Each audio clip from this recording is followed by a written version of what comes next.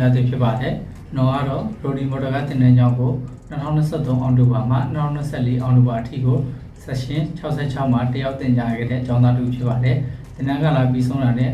2025မီလဂျပန်မြန်မာအစမ်းကျောင်းမှာကျင်းပတဲ့မြန်မာစကီအော်တိုမိုဘိုင်းတက်နိုလိုဂျီပြိုင်ပွဲကိုမွန်ဂျူ3ခုဖြစ်ပေါင်းရှင်ပြိုင်ခဲ့ပါတယ်။ပထမမွန်ဂျူကတော့အင်ဂျင်ဒိုင်နိုစင်းနဲ့ချက်စစ်မွန်ဂျူဒုတိယမွန်ဂျူကတော့အင်ဂျင်အိုဗာဟောနဲ့မဲရှာမမွန်ဂျူတတိယမွန်ဂျူကတော့အော်တိုဂီယာဘောအိုဗာဟောနဲ့မဲရှာမမွန်ဂျူတို့ဖြစ်ပါတယ်။အင်ဂျင်ဒိုင်နိုစင်းနဲ့ချက်စစ်မွန်ဂျူမှာတော့ဝါရင်းတိုင်းဂရမ်ဖားတဲ့အပိုင်းတွေစဉ်းစားပိုင်းတွေမှာအခက်အခဲအနေငယ်ရှိခဲ့ပါတယ်။အင်ဂျင်အိုဗာဟောနဲ့မဲရှာမ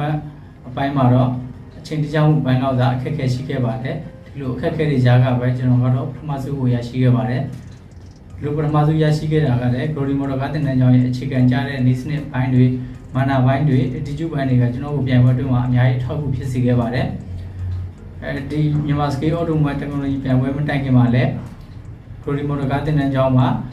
အချိန်ရသလောက် training တွေလုပ်ခဲ့ပါတယ်။ဂရိုဒီမော်တော်ကတင်တဲ့ကြောင်းရဲ့တနင်္လာကလအတွင်းမှာမတဲအင်ဇန်နဲ့ final အင်ဇန်တွေကိုဖြည့်ဆို့ခဲ့ရပါတယ်။ဒီလိုဖြည့်ဆို့ရတဲ့အတွက်ကြောင့်လည်းပြန်ပွဲအတွင်းမှာရောပြင်ပအလုပ်ကိုင်မှာရောအများကြီးထောက်ကူဖြစ်စေခဲ့ပါတယ်။ဒီလိုပထမဆုံးရရှိခဲ့တဲ့အတွက်ကြောင့်ကိုရီမော်တော်ကတင်တဲ့ကြောင်းကိုအများကြီးကျေးဇူးတင်ပါတယ်။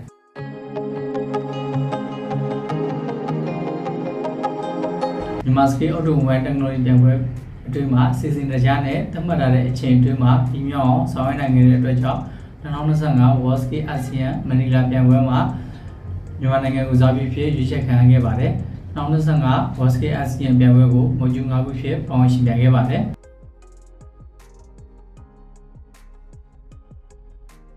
မြန်မာစကေးအော်တိုမိုဘိုင်းတက်နိုလိုဂျီပြန်ပွဲပြီးတာနဲ့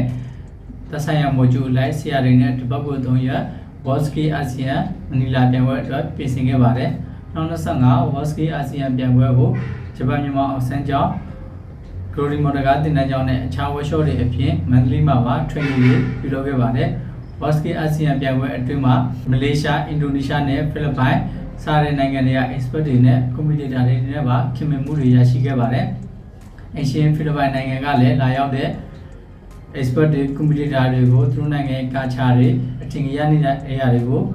လိုက်လံပြသပေးခဲ့ပါတယ်။ဒါပြင်မှာ one school one country လိလာခွင့်တွေကိုပါစီစဉ်ပေးခဲ့ပါတယ်။2025 World Ski ASEAN ပြန်ပွဲတွားရောက်နေစဉ်ကာလအတွင်းမှာဘာသာစကားအခက်အခဲတွေအစားအသောက်အခက်အခဲတွေရာသီဥတုအခက်အခဲတွေကိုကြုံတွေ့ခဲ့ရပါတယ်။2025 World Ski ASEAN မတိုင်ခင်တရက်လို့မှာအသုံးပြုရမယ့် tool တွေစက်ပစ္စည်းတွေကိုချိန်တိုတွင်းမှာအသားကျအောင် familiarization အနေနဲ့လေ့လာခွင့်ရရှိခဲ့ပါတယ်။ World Ski ASEAN ပြန်ပွဲအတွင်းမှာBody electrical module မှာတော့အခက်အခဲအနည်းငယ်ရှိခဲ့ပါတယ်။ engine overhaul နဲ့ measurement module မှာတော့အချိန်တိုင်းတာအခက်အခဲတွေရှိခဲ့ပါတယ်။နောက်ပြီးတော့ expert တွေနဲ့ကျွန်တော်ကြားမှာဘာသာစကားအခက်အခဲတွေရှိခဲ့ပါတယ်။အဲ့လိုအခက်အခဲတွေကြားကပဲကျွန်တော်ကတော့ medallion for excellence နဲ့ bow amazing ဆုကိုရရှိခဲ့ပါတယ်။ဒီဆုရရှိခဲ့တဲ့အားလည်းကျွန်တော်တယောက်တည်းတော့မဟုတ်ပဲဂရိုဒီမော်တော်ကတင်နန်းကျောင်းအတွက်ရောမြန်မာနိုင်ငံအတွက်ရောဒီ workshop လောကလုံးအတွက်ရောနောက်ဆုံးအနေနဲ့ယူဆောင်လာပြီးတဲ့ဆုဖြစ်တဲ့အတွက်ဂုဏ်ယူမိပါတယ်။ The best official award is in Kurakude and 7 Automotive Technology.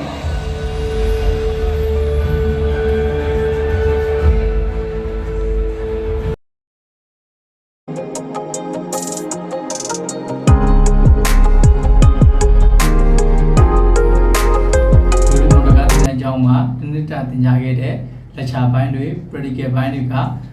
ဥခါယာမ Japanese နဲ့တိုင်းတင်ကြားပြသပေးတဲ့အတွက်ကြောင့်ကာပြပြင်ထင်းတဲ့လုပ်ငန်းတွေမှာအခြေခံတစ်ခုတည်းပို့တယ်ဆိုတာကိုသိရှိခဲ့ပါတယ်။လက်ရှိတင်ကြားနေတဲ့ပေါင်းသားတွေကိုအခုလက်ရှိတင်ကြားနေတဲ့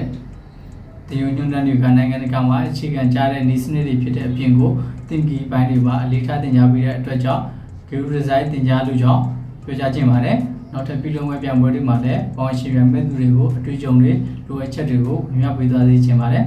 ။ကိုဒီမှာတက်ရောက်ခဲ့တဲ့စီနီယာကွန်မြဖြစ်တဲ့ကိုအမထုတ်ကလည်း2018မြန်မာစကေးအော်တိုမိုဘိုင်းတက်နိုလိုဂျီပြန်ပွဲမှာပထမဆုံးရရှိခဲ့ပါတယ်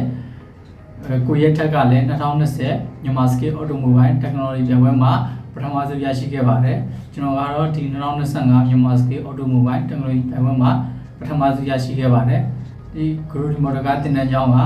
ပြည်တွင်းပြည်ပအလုပ်ကိုင်တွေကိုအများဆုံးချိဆက်ပြီးတဲ့တင်တဲ့ကြောင်းတစ်ခုဖြစ်တဲ့အတွက်ကြောင့်ကျွန်တော်တို့ automobile technology ကိုစိတ်ဝင်စားတဲ့လူငယ်တွေအတွက်မြန်မာနိုင်ငံမှာရွေးချယ်တင်သောတင်တဲ့ကြောင်းတစ်ခုဖြစ်တယ်လို့အကြံပြုပြောကြားလိုပါတယ်နောက်ထပ် WOSKI ASEAN ပြိုင်ပွဲအတွက်လည်းဂရုဒီကနိုင်ငံကိုစားပြုတွေကိုမွေးထုတ်ပေးနိုင်မယ်လို့ယုံကြည်မိပါတယ်အားလုံးကိုကျေးဇူးတင်ပါတယ်